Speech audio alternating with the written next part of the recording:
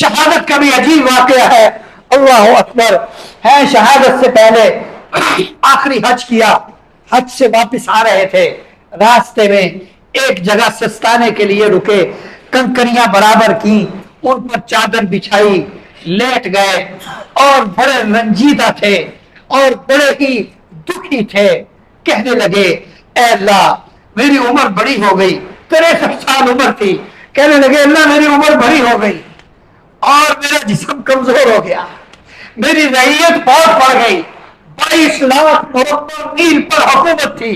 اللہ میری رعیت بہت بڑھ گئی, میری رعایا میری عوام بہت بڑھ گئی. اللہ میرے کام بہت بڑھ گئے, مجھے اب اپنے پاس بلا لے, مجھے اب اپنے پاس بلا لے. یہ دعا کرتے رہے, مدینہ منورہ پہنچے, مسجد نبوی میں خطبہ دیا. خطبہ دیتے دیتے اچانک دعا کی, اے اللہ مجھے شہادت عطا فرما, اور اے اللہ مجھے مدینے میں شہادت عطا فرما. پھر تھوڑی دیر خطبہ دیتے دیتے خاموش ہو گئے, سوچنے لگے.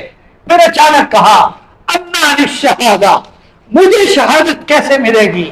میں یہاں ہوں اور شہادت تو میدان میں جا کے ملتی ہے, شہادت تو بارڈر پہ جا کر ملتی ہے, شہادت کے لشکروں میں شامل ہونے سے ملتی ہے. کہنے لگے مجھے شہادت کیسے ملے گی؟ پھر تھوڑی دیر خاموش رہے, پھر فرمانے لگے خطبے میں کہ وہ اللہ جو عمر کو مکے سے ہجرت کروا کر مدینے لایا ہے, وہ اس بات پر بھی قادر ہے کہ شہادت کو عمر کے لیے مدینے میں لے آئے. شہادت کو عمر کے لیے شہادت کو مدینے میں لے آئے. چنانچہ بعض کہتے ہیں 23 یا 24 ذی الحجہ کو, بعض کہتے ہیں کہ 26 یا 27 ذی الحجہ کو. ہے ابو لول بدماش نے حضرت عمر پر فجر کی نماز پر حملہ کیا. فجر کی نماز کے لیے جب مصلی پر آئے تو مسجدوں میں اس وقت اندھیرا ہوتا تھا, تو اس نے اندھیرے میں حملہ کیا پیٹ پر, اور اتنی تیزی سے وار کیے کہ ایک ہی لمحے میں کوئی 6 اور 7 دفعہ اس نے حضرت عمر کے پیٹ میں خنجر گھونپ دیا. حضرت اور وہ بھاگنے لگا.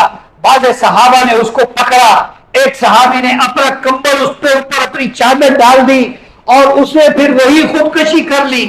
وہ کتے کی موت وہی مر گیا. لیکن سیدنا عمر رضی اللہ تعالیٰ عنہ شدید زخمی ہوئے.